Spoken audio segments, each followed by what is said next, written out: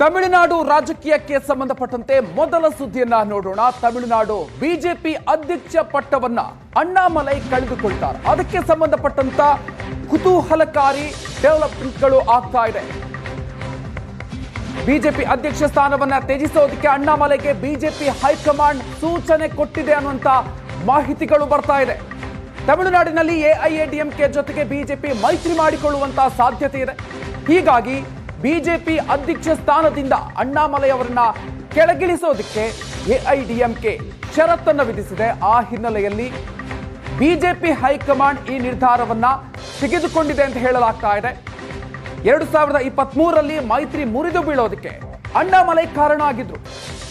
ಅದನ್ನೇ ಎಐಎಡಿಎಂಕೆ ಕೂಡ ಹೇಳ್ತಾ ಇದೆ. ಎಐಎಡಿಎಂಕೆ ಜೊತೆಗೆ ಮೈತ್ರಿಗಾಗಿ ಅಣ್ಣಾಮಲೈ ಕೈ ಬಿಡೋದಕ್ಕೆ ಈಗ ಬಿಜೆಪಿ ಮುಂದಾಗ್ತಾ ಇದೆ.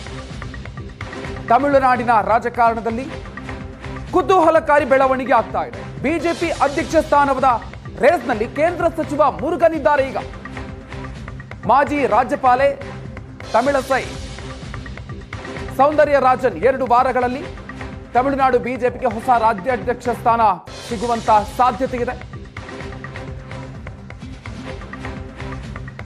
ಈ ರೀತಿಯಾಗಿ ಈಗ ತಮಿಳುನಾಡಿನ ರಾಜಕಾರಣದಲ್ಲಿ ಇಂಟ್ರೆಸ್ಟಿಂಗ್ ಬೆಳವಣಿಗೆ ಆಗ್ತಾ ಇದೆ.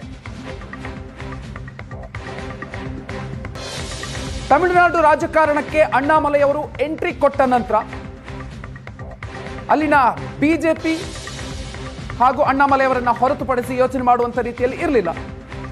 ಈಗ ಅಣ್ಣಾಮಲೈ ಅವರನ್ನ ಬಿಜೆಪಿ ಅಧ್ಯಕ್ಷ ಸ್ಥಾನದಿಂದ ಕೆಳಗಿಳಿಸುವಂತ ಬೆಳವಣಿಗೆಗಳು ಆಗ್ತಾ ಇದೆ.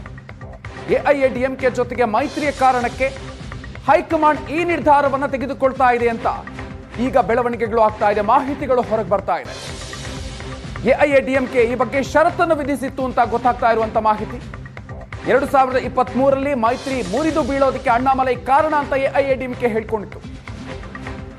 ಎಐಎಡಿಎಂಕೆ ಜೊತೆಗೆ ಮೈತ್ರಿಗಾಗಿ ಅಣ್ಣಾಮಲೈ ಅವರನ್ನ ಬಿಜೆಪಿ ಕೈ ಬಿಡೋದಕ್ಕೆ ಮುಂದಾಗ್ತಾ ಇದೆ. ಹಾಗಾದ್ರೆ ಬಿಜೆಪಿ ಅಧ್ಯಕ್ಷ ಸ್ಥಾನದ ರೇಸ್ನಲ್ಲಿ ಯಾರ್ಯಾರಿದ್ದಾರೆ? ಕೇಂದ್ರ ಸಚಿವ ಮುರುಗನ್ ಇದ್ದಾರೆ. ಮತ್ತೊಂದು ಕಡೆಯಲ್ಲಿ ಮಾಜಿ ರಾಜ್ಯಪಾಲೆ ತಮಿಳಸೈ ಸೌಂದರ್ಯರಾಜನ್ ಅವರು ಕೂಡ ಇದ್ದಾರೆ. 2 ವಾರಗಳಲ್ಲಿ ಈ ಬಗ್ಗೆ ನಿರ್ಧಾರವನ್ನು ತೆಗೆದುಕೊಳ್ಳುವಂತಹ ಸಾಧ್ಯತೆ ಇದೆ.